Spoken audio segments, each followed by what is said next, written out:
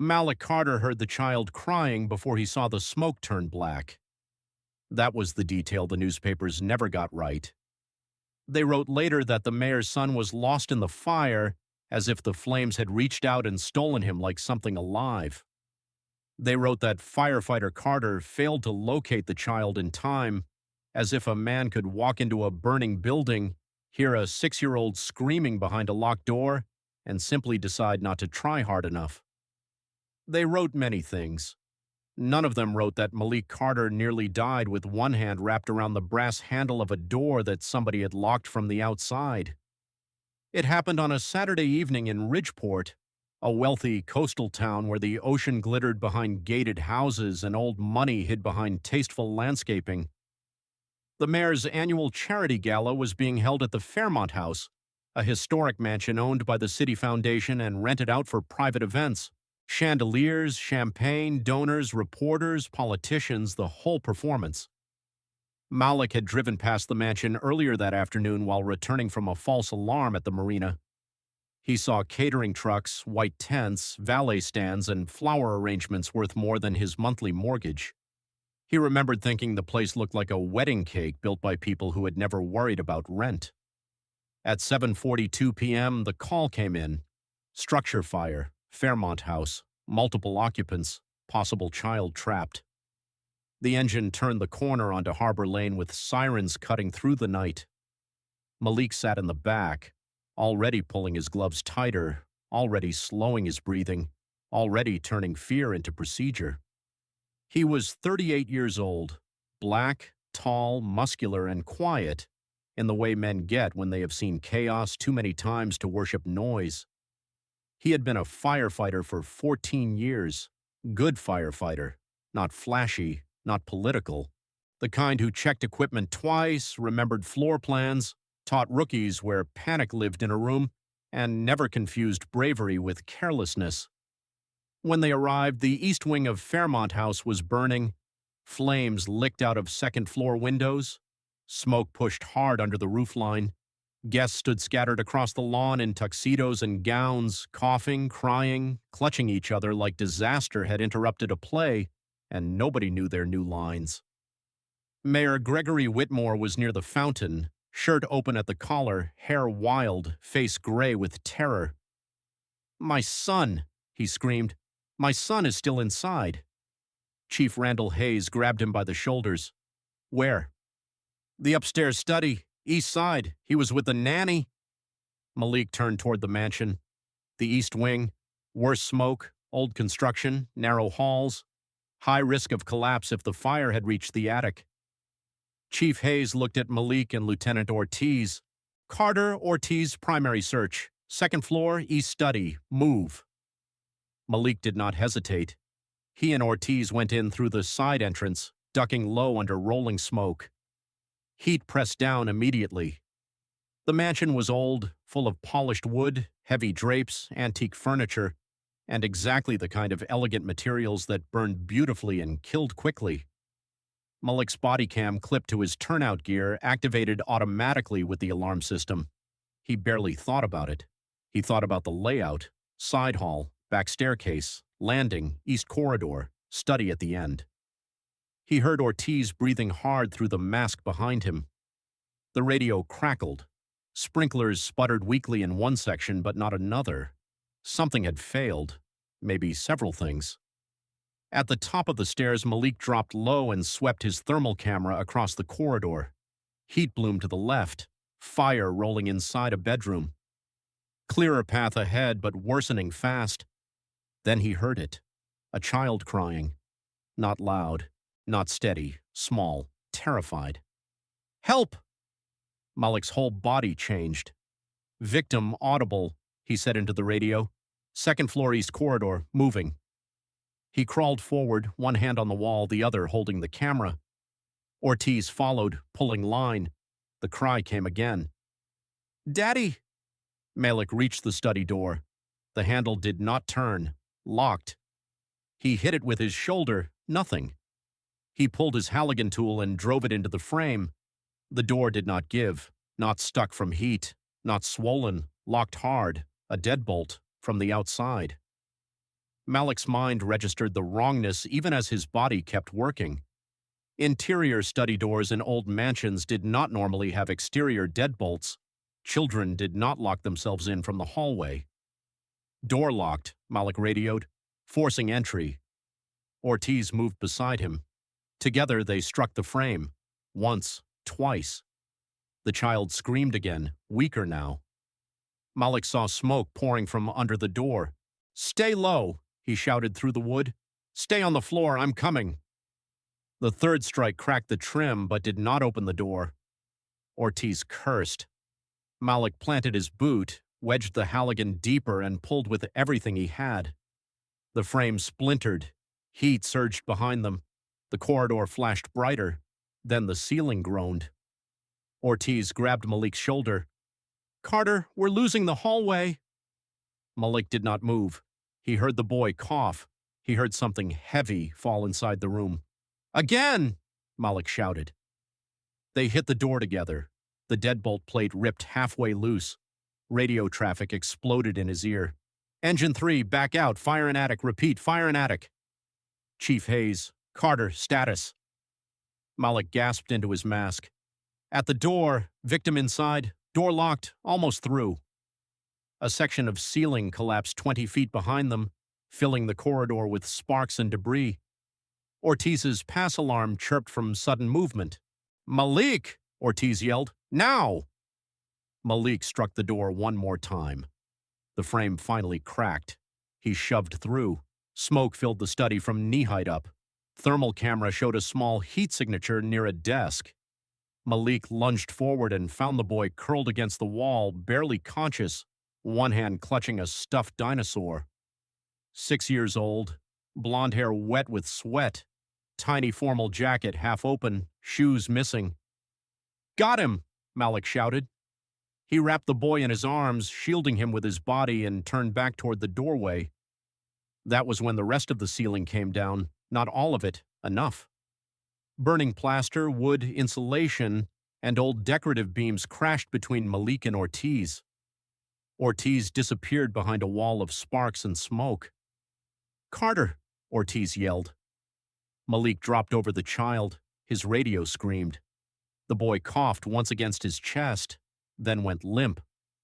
Malik tried to crawl back toward the door, but debris blocked half the exit. Heat roared overhead. His low-air alarm began to chirp. He checked the boy's pulse. Faint. There. Still there. "Mayday," Malik said, voice controlled because panic did not help children breathe. "Mayday. Firefighter Carter, second floor east study. Child victim located. Egress blocked. Need immediate extraction." The next 5 minutes would become the longest of his life.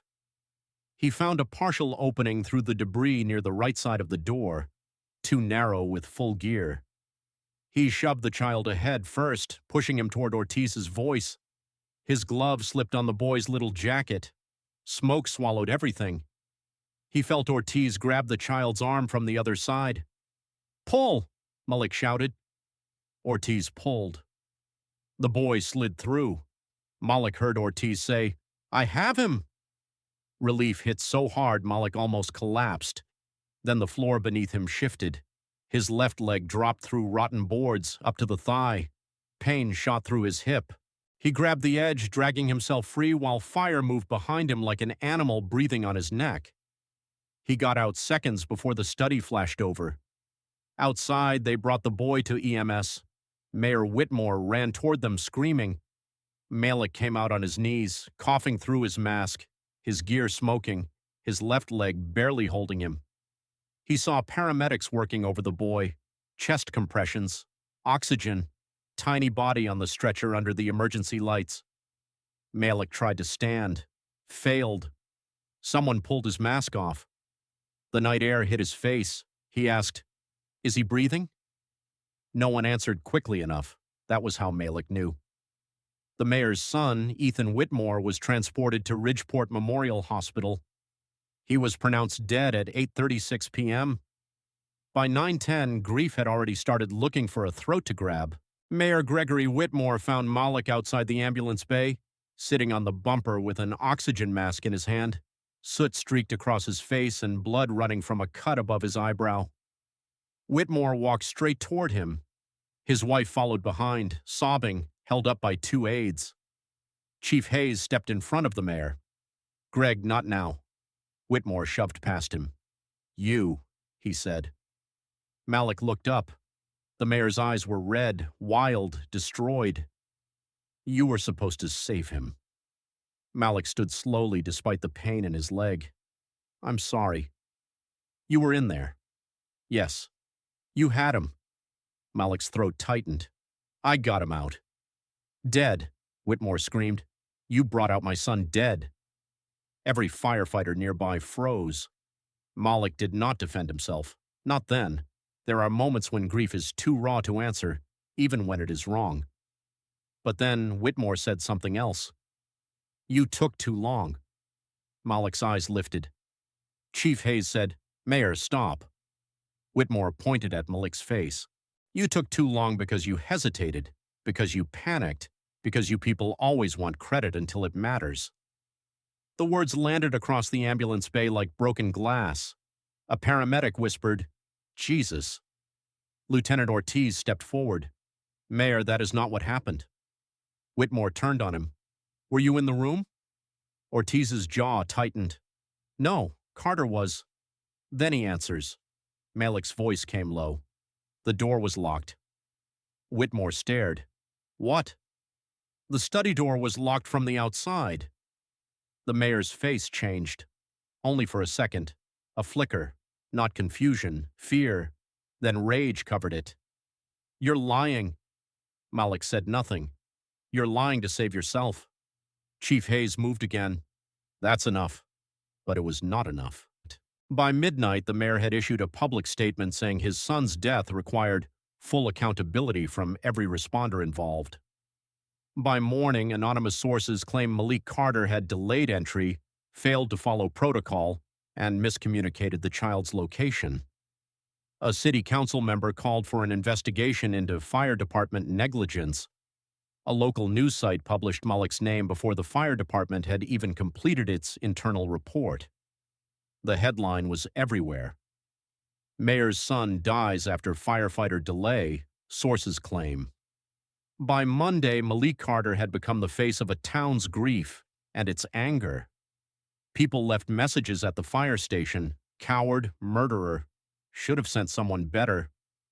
Some did not bother disguising what they meant by better.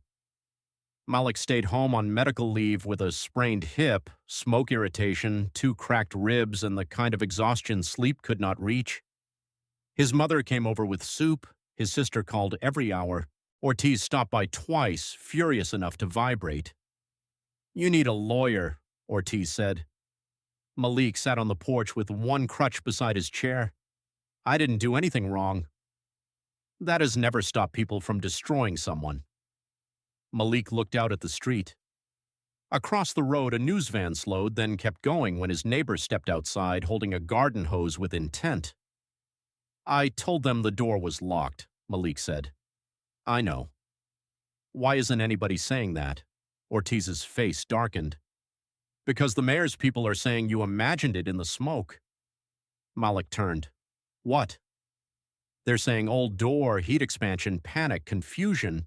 They're saying no evidence of a lock." "There was a deadbolt." "I know." "From the outside." "I know." "And if it was locked, then somebody trapped that boy." Neither man spoke for a while. Then Ortiz said, "Your Bodycam." Malik looked at him. The Bodycam. Every firefighter in the department had worn them for 18 months after a grant-funded accountability program. Most hated them at first. Then they became part of the gear. Video was uploaded automatically after calls, reviewed internally when needed. Malik's pulse quickened. It was on. Ortiz nodded. "It had to be." "Then why haven't they cleared me?"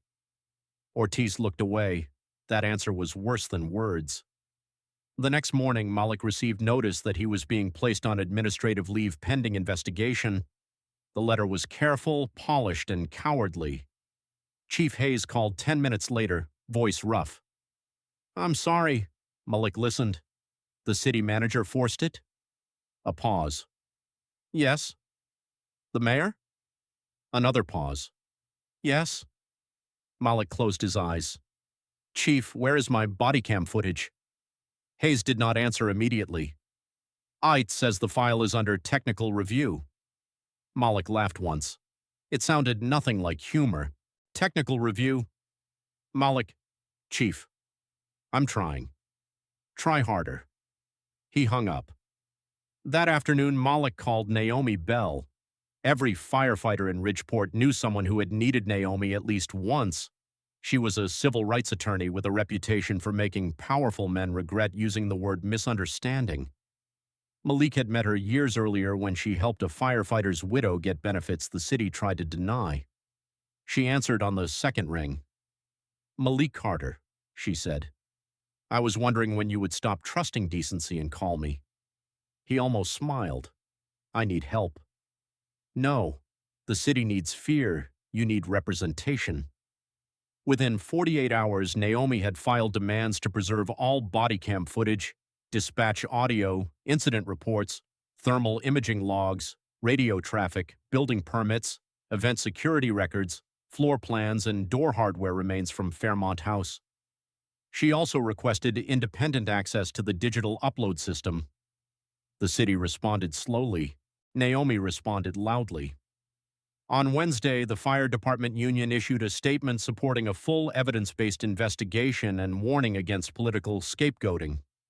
They did not name the mayor directly, but everyone heard it anyway.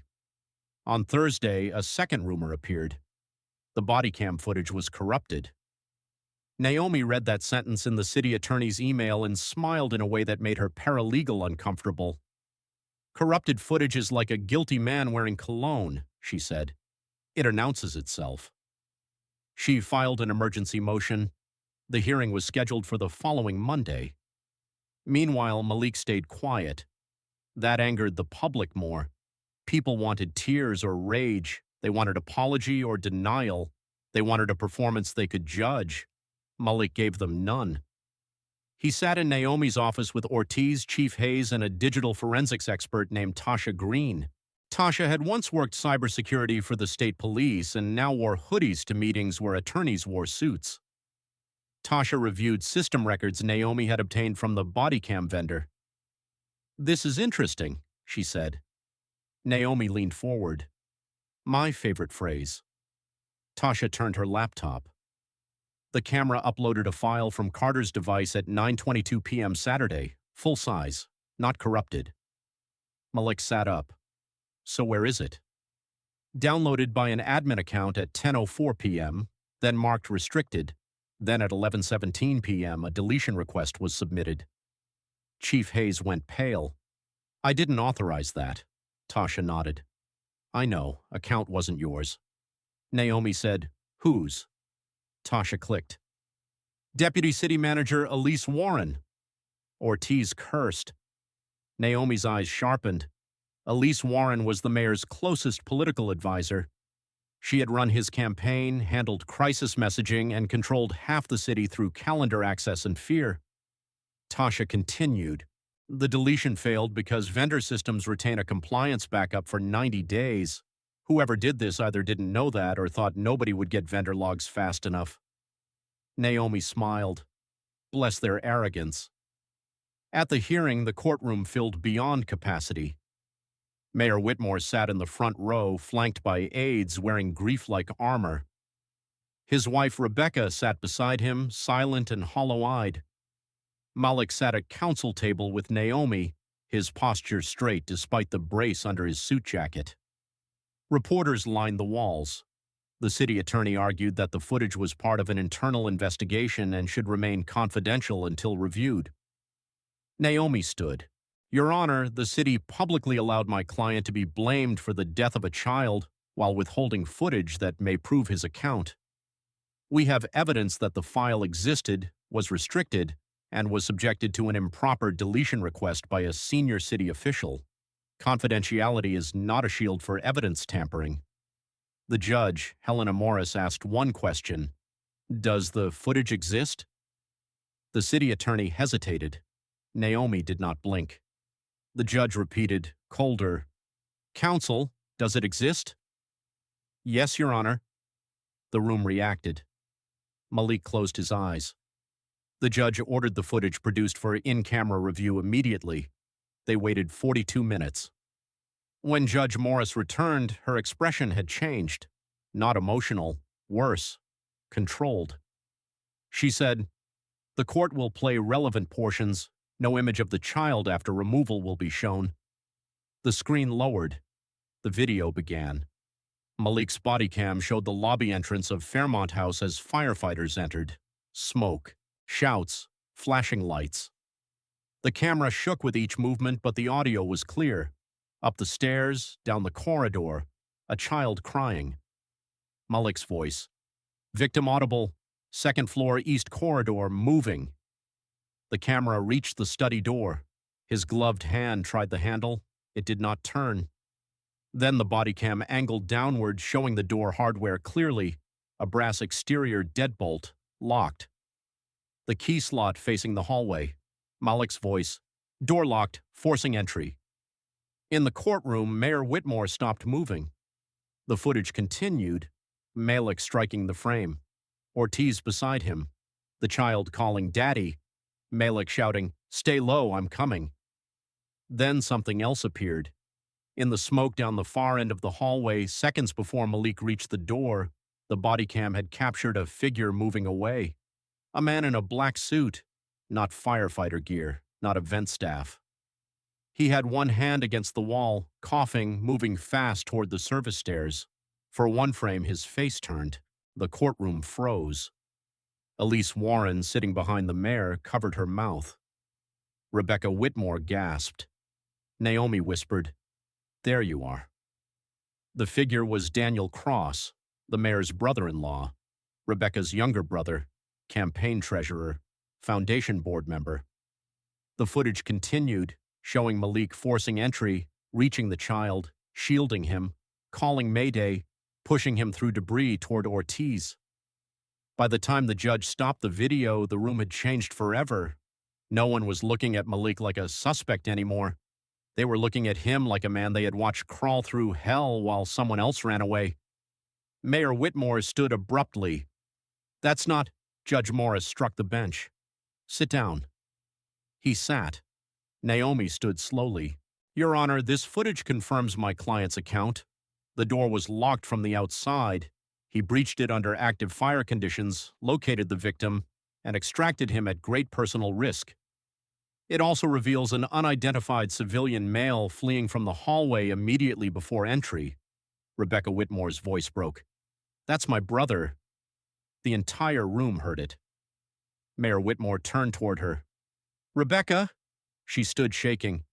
"That's Daniel." The judge ordered the footage preserved, referred the matter to state investigators, and instructed the city to cease any public statements implying Malik's responsibility. But the damage to the lie was already done. By evening, every station in the state was running the story. Bodycam clears firefighter blamed in mayor's son's death. Video shows locked door, mystery figure fleeing. Fire mayor's family members seen near locked room before child died. Daniel Cross disappeared for 9 hours. Then state police found him at a private airstrip 30 miles away. His first story was panic. He claimed he saw smoke and ran. Then investigators showed him the body cam. His second story was worse. He admitted he had gone upstairs to find Ethan because the boy had seen him arguing with another man in the study earlier that night. That man was a donor tied to a campaign finance scheme involving the mayor's foundation.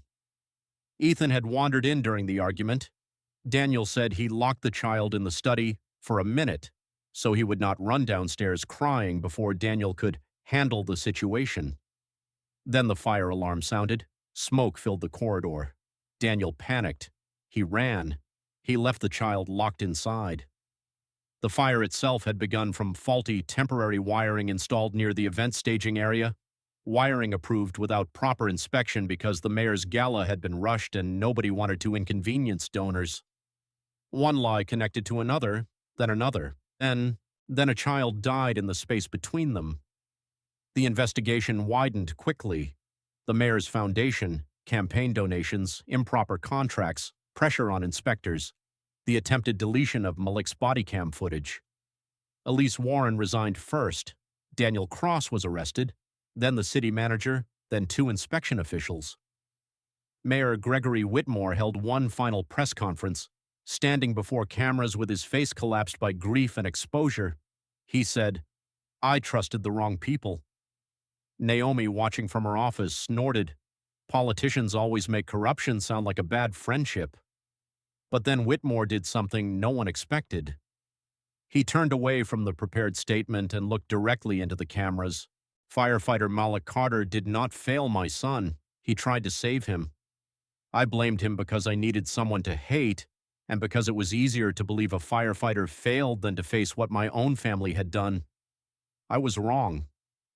Malik watched from his living room with his mother beside him. She reached for his hand. He let her take it. The apology did not heal him, but it put truth on record. That mattered. Malik returned to Station 7 3 weeks later. The firefighters were waiting outside when he arrived. Not in formation, not officially, just there. Ortiz hugged him hard enough to hurt his ribs. Chief Hayes stood back, eyes red. "I should have fought harder sooner," he said. "Yes," Malik answered. The chief nodded. "I know." Malik looked at him for a long moment, then said, "Do it next time before a camera has to." That became the real change, not the headlines, not the apology, not the mayor's eventual resignation. The change came in policy. Bodycam files moved to independent external storage. Deletion authority was removed from city administration. Fire investigation public statements required evidence review. Responders accused in high-profile incidents received union legal access immediately. Building inspection waivers for political events became public record, and every recruit at Ridgeport Fire Academy watched Malik's footage.